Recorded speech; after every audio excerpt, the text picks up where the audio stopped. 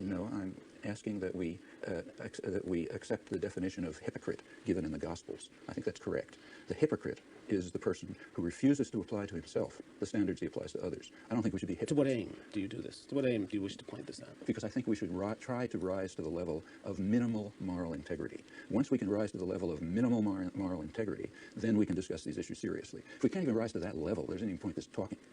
Minimal moral integrity requires that if we think something is wrong when they do it, it's wrong when we do it. Minimal moral integrity requires that if we think something is wrong when they do it, it's wrong when we do it. Minimal moral integrity requires that if we think something is wrong when they do it, it's wrong when we do it. Well, I think there are some simple universal principles which we all which are kind of interesting if you think about them. They're the most interesting ones are the ones that are doubly universal. They're universal in that we all accept them, and they're universal in that we all violate them. So we accept them in principle, but we violate them in practice.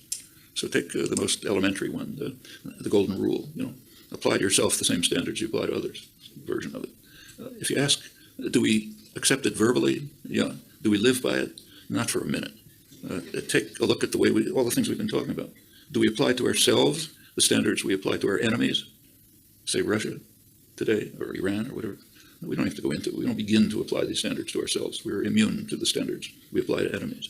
So we preach the universal principles, but we universally violate them. Not everybody, of course, but the systems that actually function in the world do. And we can go on with that. I think there's plenty of examples like that.